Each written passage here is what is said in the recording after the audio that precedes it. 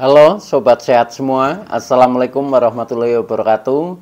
Salam jumpa kembali dengan saya Sugito di channel Berbagi Sehat, channel edukasi dan motivasi seputar asam lambung, anxiety, psikosomatis.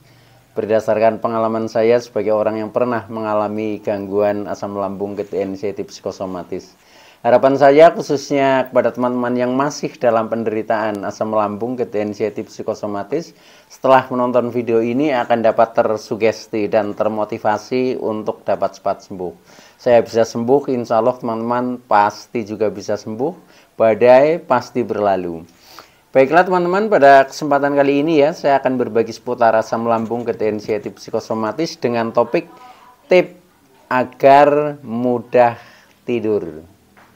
Baiklah teman-teman ya, sebelum saya lanjutkan, tolong yang belum subscribe channel ini, klik subscribe dan loncengnya supaya teman-teman tidak ketinggalan konten video-video berikutnya. Dan jika suka, klik like, selalu bagikan ke sosial media teman-teman, semoga bermanfaat buat kita semua. Baik, kita lanjutkan kembali kepada topik ya, yaitu tip agar mudah tertidur ya.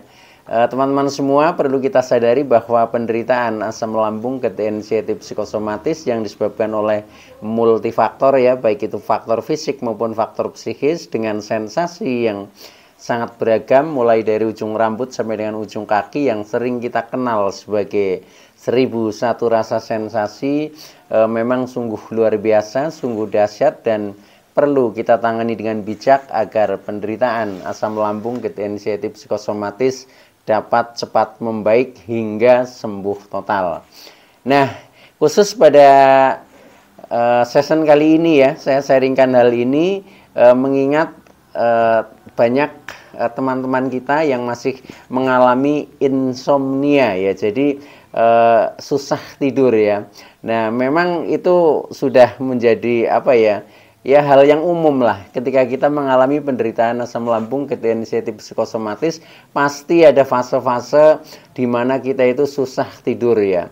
Bahkan kadang di sore hari kita mungkin sudah bisa tertidur, tetapi di tengah malam kadang kita bangun, nah kemudian terjaga sampai menjelang subuh ya. Nah itu baru bisa tertidur lagi. Jadi pokoknya bermasalah. Jadi intinya kita masih susah untuk tidur atau mengalami gangguan insomnia. Nah untuk itu maka karena saya juga memiliki pengalaman-pengalaman seperti itu ya, maka saya sharingkan kepada teman-teman, mudah-mudahan bisa membantu ya, membantu solusi teman-teman di saat mengalami insomnia atau gangguan susah tidur. Nah, kembali kepada topik ya, tetapi tolong ikuti video ini sampai dengan selesai supaya tidak gagal paham ya. Dan alangkah baiknya jika teman-teman juga menonton video-video saya yang lain ya, karena di setiap video itu saling berhubungan, saling melengkapi, akhirnya menjadikan komplit pemahaman kita tentang seputaran gangguan asam lambung, anxiety, psikosomatis. Nah, dengan pemahaman kita yang komplit ya, maka akan mempermudah ikhtiar kita secara holistik untuk mencapai proses kesembuhan hingga sembuh total. Nah, baik teman-teman ya, ketika kita masih mengalami susah tidur ya atau insomnia ya, ini memang ada beberapa hal yang saya terapkan ya waktu itu. Jadi ada beberapa tipnya supaya kita menjadi mudah tertidur ya. Walaupun ini juga kadang tidak mudah ya, artinya butuh pembiasaan ya. Jadi butuh pembiasaan itu tidak hanya sekali ya, tetapi merupakan kegiatan rutinitas yang kita jalani, yang kalau polanya itu mengacu kepada tip-tip ini, insya Allah itu untuk tidur itu biasanya akan lebih mudah ya. Nah baik teman-teman ya, nah tip-tip untuk agar mudah tidur itu ada beberapa hal ya, antara lain satu ya, jam tidur tetap atau teratur ya. Jadi jam-jam tidur itu silahkan diatur sendiri, tetapi usahakan ajik ya, ajik. Kalau misalkan kita berangkat tidur ya, itu misalkan jam 9 malam, ya usahakan di setiap jam 9 malam kita berangkat tidur ya. Itu seperti itu. Kalau yang biasa tidurnya mungkin berangkat tidur mulai jam 10 ya usahakan setiap malam itu jam 10 ya. Yang mungkin berangkat tidurnya mulai jam 8 ya sudah jam 8 itu kita tidur. Yang mulai mungkin jam 11 ya jam 11. Jadi itu tergantung kita, tetapi usahakan waktunya itu ajak tetap. Karena apa? Karena dengan waktu yang teratur, yang ajak ya, itu bahasa tubuh ini akan mudah mempersiapkan diri ya. Jadi ketika kita terbiasa tidur misalkan jam 9 ya, ya di saat jam 9 kita biasanya sudah ada isyarat tubuh ya, seperti kita mengantuk. Nah, itu artinya karena jamnya kita itu jam itu gitu loh. Nah, maka itu biasakan itu ditepati ya. Jadi waktunya ajak saja tetap untuk memulai tidur ya. Termasuk nanti bangunnya juga biasanya akan tetap juga itu seperti itu ya. Itu. Yang pertama ya, yaitu. Kemudian yang kedua, ini hubungannya dengan situasi tempat tidur kita ya. Yang kedua yaitu usahakan jangan terlalu terang ya. Jadi ruangan itu kalau bisa lampunya itu ada dua ya. Jadi ada lampu yang terang, kemudian ada lampu yang redup atau lampu tidur lah seperti itu. Nah dengan seperti itu maka kita suasananya itu menjadi mendukung ya, mendukung untuk mudah tertidur. Tetapi ketika kita mau berangkat tidur, posisi lampu terlalu terang itu biasanya kurang mendukung ya, kurang mendukung. Walaupun ya itu kebiasaan ya, kadang juga biasa seperti saya juga sekarang biasa tidur lampunya terang itu juga nggak apa-apa ya itu. Tetapi akan lebih mendukung itu ketika lampu juga redup ya, redup itu. Nah itu, jadi pakai lampu tidur itu yang kedua. Nah kemudian yang ketiga ya, ketika kita sudah mendekati tidur ya, katakanlah 1 jam sebelum tidur itu usahakan jangan contohnya minum kopi ya, atau minum teh yang terlalu kental, yaitu kan mengandung kafein. Itu biasanya juga menjadi agak susah tidurnya ya. Jadi kalau misalkan buat teman-teman yang misalkan minum tehnya kental atau mungkin kopi itu jauh dari waktu tidur ya. Jadi minimal ada selang waktu 4 jam gitu. Itu saya kira sudah tidak terlalu berefek gitu, seperti itu ya. Itu seperti saya juga minum kopi ya, ini tetapi minumnya saya siang teman-teman. Jadi biasanya ya sampai jam 4 sore ya. Kalau sudah malam setelah maghrib katakanlah ya, itu saya sudah enggak minum kopi. Karena kalau minum kopi biasanya yaitu nanti malamnya terjaga itu seperti itu ya. Nah itu juga tergantung kita mengaturnya lah. Silahkan, saya kira ini hal yang mudah-mudah saja ya itu. Nah kemudian yang keempat yaitu ini yang paling penting ya. Jadi hindari banyak beban pikiran ya, apalagi sampai cemas ya, apalagi sampai stres karena banyak pikiran. Nah ini yang paling banyak menimbulkan kita menjadi susah tertidur teman-teman ya. Makanya ya itu, ketika kita sudah menjelang tidur itu usahakan jangan berpikir yang berat-berat ya. Kita berpikir yang enak-enak ya, yang rileks ya, yang santai, yang membuat kita itu damai, nyaman. Nah itu yang kita pikirkan itu ya. Jangan berpikir tentang penyakit ya, jangan berpikir tentang masalah-masalah mungkin masalah sosial, masalah ekonomi ya, masalah mungkin kedudukan dan lain sebagainya, status sosial misalkan, itu nggak usah dipikirkan ya. Jadi kita berpikirnya ya yang ringan-ringan saja, hal-hal yang mendamaikan suasana, sehingga nanti untuk berangkat tidur itu akan lebih mudah ya.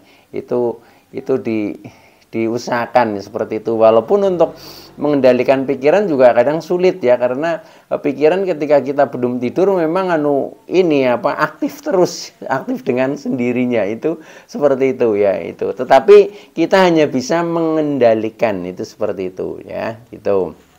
Nah itu yang keempat. Kemudian yang kelima ya, perasaan atau hati secara spiritual ya, secara spiritual itu usahakan tenang teman-teman ya. Contohnya kita dengan banyak berdoa ya, menjelang tidur kita sambil mendengarkan ayat-ayat ya, mungkin kita bisa juga membaca sendiri ya ayat-ayat suci dan sebagainya. Nah, itu akan lebih menenangkan jiwa ya, itu seperti itu.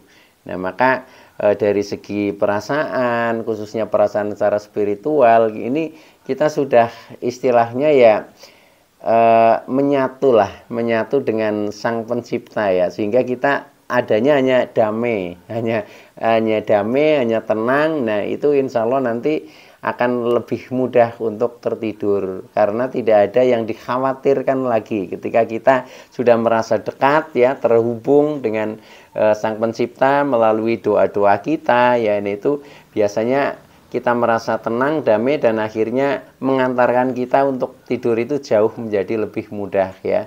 Dan biasanya juga tidak menjadi mimpi buruk ya. Tetapi kalau ketika kita mau berangkat tidur, pikirannya kemana-mana ya secara spiritual ya. Nah, itu kadang kita tiba-tiba mimpinya yang buruk-buruk ya. Buruk-buruk, akhirnya kita menjadi rasanya nggak karu-karuan. Kalau habis mimpi kan seolah-olah seperti kita mengalami betul ya. Nah, itu yang kadang bangun tidur bukannya kita menjadi segar, tetapi malah menjadi tidak nyaman yaitu. Nah, itu karena kadang diawali secara spiritual kita kurang ada ini apa, perasaan menyatu atau terhubung ya. Nah, itu. Jadi usahakan untuk jauh menjadi lebih tenang. Pokoknya teman-teman ketika menjelang tidur itu usahakan itu apa, banyak berdoa lah, intinya seperti itu. Saya biasanya kalau mau tidur ya itu saya sholat teman-teman. Kalau saya habis sholat sudah isya ya, kemudian setelah itu masih saya lanjutkan dengan berdoa ya. Nah, setelah itu saya berangkat tidur. Nah, itu akan lebih mudah dan lebih tenang, itu seperti itu. Nah, kemudian setelah di ini tempat tidur, nah kemudian ya kita membaca doa tidur lah. Setelah itu ya sudah, itu paling hanya sekitar 1/4 jam nanti sudah tertidur, itu seperti itu. Nah, tetapi kalau ada faktor lain yang muncul, contohnya tadi masalah pikiran ya, pikiran tegang, nah itu biasanya ya sama seperti teman-teman yang masih mengalami susah tidur ya, kadang juga susah. Makanya kita ya berusaha bagaimana caranya supaya kita, kalau ini sudah menjadi pembiasaan, itu akan menjadi mudah teman-teman ya. Tetapi kalau kita istilahnya seperti tips-tips semacam ini, kita hanya nyoba baru sekali, 2 kali, kadang belum ada ini apa, belum ada manfaatnya seperti itu. Tapi kalau sudah saya jadikan pembiasaan, itu di situ nanti kita akan merasakan, oh ya ternyata dengan seperti ini kita menjadi mudah tertidur, itu contohnya seperti itu. Nah, itu yang kelima ya tipsnya. Kemudian yang keenam, sebelum tidur yaitu usahakan makan ya, minum itu cukup dulu ya, cukup dulu sehingga juga akan mudah tertidur. Tetapi kalau ketika contohnya makan malamnya lah kita ya, makan malam itu kita kurang kenyang lah istilahnya, itu biasanya untuk tidur juga susah ya, apalagi sampai kita merasa lapar ya, itu biasanya untuk tertidur juga susah. Nah, maka dari itu ini juga termasuk tip ya, jadi makan minum cukup ya, kalau malam itu ya kenyang posisinya. Nah, nanti setelah itu berangkat tidur itu akan mudah. Bahkan ketika kita sedang posisinya kenyang, kan kecenderungan kita itu mengantuk hawanya. Itu seperti itu ya. Nah, maka dari itu jadi biasakan ya minimal makan minum cukup lah sebelum tidur ya. Ya jangan terlalu dekat dengan waktu tidurnya, minimal ada jarak waktu 1 jam, itu seperti itu ya. Itu penuhi saja sehingga nanti tidurnya bisa nyenyak. Itu seperti itu teman-teman ya. Nah, itu tip yang keenam. Kemudian yang ketujuh ya, itu ini juga akan mempermudah kita menjadi mudah tertidur. Itu sebelum tidur itu usahakan melakukan meditasi ya, meditasi atau relaksasi ya, itu penting untuk menurunkan gelombang pikiran kita yang tadinya di gelombang sibuk ya, gelombang beta masuk ke alfa theta ya. Nah, setelah di alfa theta nanti akan masuk ke gelombang delta. Nah, ketika di gelombang delta ini gelombang terendah itu gelombang tidur. Ya, itu seperti itu. Jadi ada ini apa, step by stepnya seperti itu untuk menurunkan. Yaitu contohnya dengan kita melakukan meditasi atau relaksasi ya. Contohnya bisa misalkan dengerin musik dulu ya, atau dengerin mungkin ceramah-ceramah rohani, atau mungkin mendengarkan ayat-ayat suci ya. Itu tujuannya hanya untuk merilekkan itu. Nah, setelah itu nanti kita berangkat tidur itu biasanya sudah menjadi mudah tertidur. Itu seperti itu. Nah, itu yang ke-7 ya. Kemudian yang ke-8 ya, ketika kita sudah mau berangkat tidur, sudah di tempat tidur ya, itu usahakan jangan bermain HP ya. Bila perlu HP itu dijauhkan dan dimatikan, itu seperti itu. Karena kalau kita sudah di tempat tidur masih membuka itu ya, HP itu biasanya ya menjadi agak panjang lagi waktunya, karena kan sama saja kita sedang berkomunikasi. Nah, ketika komunikasi itu istilahnya menarik, kan kita kecenderungannya menjadi ini selalu aktif ya. Nah, selalu aktif ya sudah nggak jadi tidur, itu seperti itu ya. Jadi usahakan ketika kita sudah berangkat tidur ya, HP dimatikan atau dijauhkan lah, minimal di silent, itu seperti itu ya. Ya, itu. Nah, kemudian yang ke-9, usahakan di siang hari supaya kita tidurnya menjadi lelap ya, menjadi pulas, yaitu kita juga sering olahraga teman-teman ya. Olahraga di siang harinya ya.